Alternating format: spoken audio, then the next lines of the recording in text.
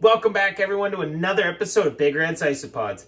This week we're going to be doing something a little bit different. I'm going to show you guys how to set up a tank. And not a tank like an isopod tank. I'm going to show you guys how to set up a fish tank. So before further ado, let's get into it.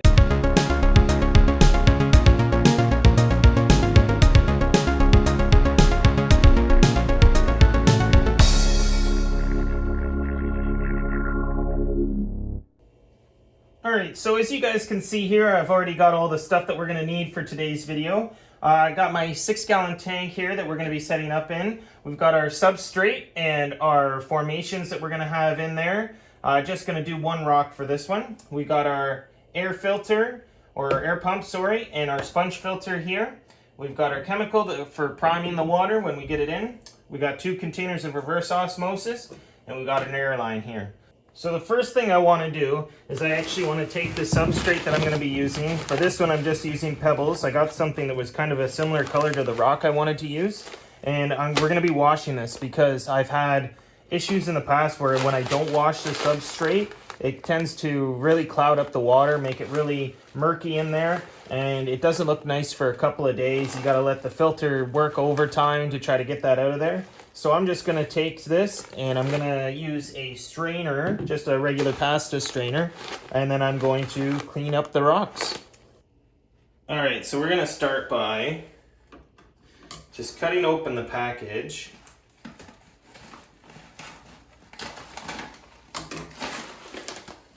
We're going to take some of our rocky substrate here. Don't want to overfill it, so I'll wash 2 halves at a time. I just want to run some lukewarm water through here.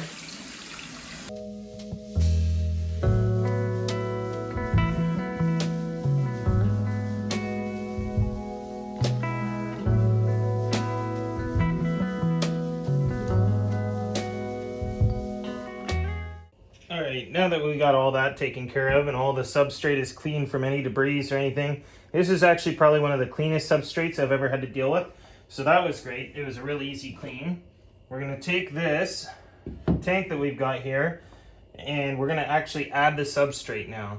So what I want to do is just get it in the bottom, kind of pour it in there nice along the bottom there. It's quite a bit of substrate, but that's okay. We're going to move it around and kind of create some cool different design here. We're going to have a lower side at the front, which really helps with kind of depth, I find. The stones are warm, so that's why you'll see the tank fog up here. I used fairly hot water to wash this.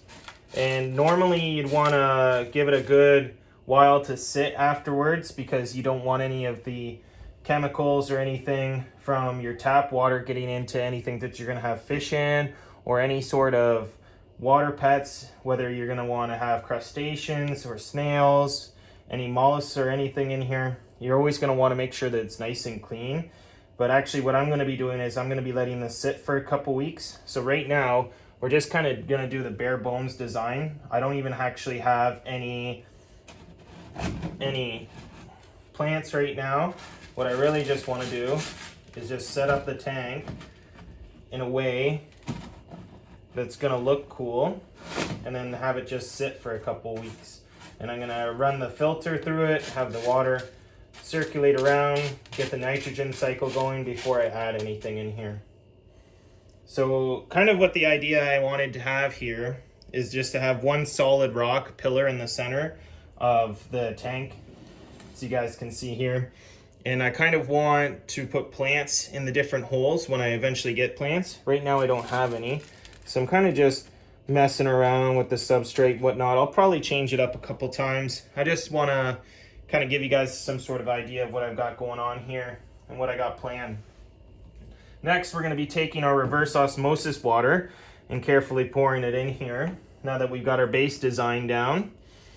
Normally, you're going to want to be relatively careful. So you can see I kind of spilt a little bit there. You're going to want to be careful when putting this in, especially if you have any sand or anything.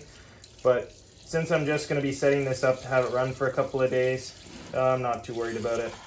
I can fix everything afterwards. Just want to kind of get the water in there and start the process.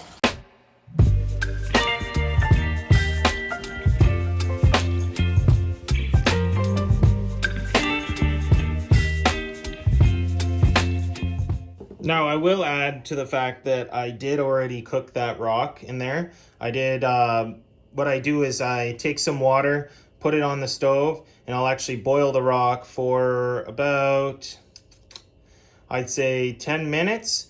And you want to make sure that everything's submerged. If you only have half of it submerged, I'd take 10 minutes one side, 10 minutes the other side, just to make sure everything is off of there. But yes, I have already done that to this rock. But as you can see, even though I cleaned the substrate, the water's still kind of murky, so it would have been extra murky if I didn't already clean it.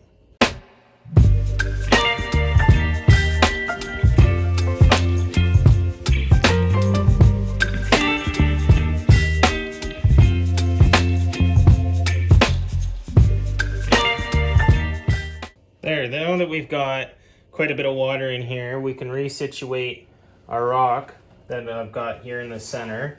I kind of want it to be almost like a spire in the center here so that plants can go around it, and the inhabitants that are going to live in here, whenever I get them, can kind of swim around it. Kind of want it up on an angle here. I'm trying to put some rocks around underneath here so that it kind of holds it upright. But if it doesn't want to stay, I figure something else out to get it to stay upright. There, it's kind of standing upright right there. Push some rocks underneath of it. There we go. That's good enough for now. Like I said, if it falls over, I'll figure something out. As you can see, the water's still not clear. I still need about one more jug would do, but it's going to take a while for my reverse osmosis unit to get built up with more water. I got the first 2 jugs earlier today and then the second 2 just now. So I will fill this up, but for now, let's get our air pump out and our sponge filter going. We'll put in some chemicals and then we'll be good to go. All right, so the last thing we're gonna do is we're gonna actually take the filter here. I've got it all set up. We got our air pump hooked up to our sponge filter here. I'm gonna slide it on into the back here. It's gonna float for a little bit until it gets water in it, and then it'll kind of sink down. It's gonna try to float for a little bit until it gets some water in that sponge. I might try squeezing it out just to, there we go. And to squeeze the air bubbles out of it. So now that that's in there, we're gonna add our little bit of chemical. Just to prime it up, just a little bit because it's only a 6 gallon and it's kind of low on water, so I'm not going to put in too terribly much, just enough to get it going.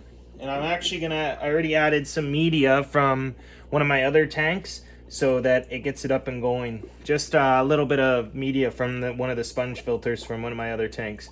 Not everybody likes to do it that way, but I'm only going to let this sit for about 2 weeks before I add stuff to it, plants and different sort of animals, so I want to make sure that it's primed and ready to go.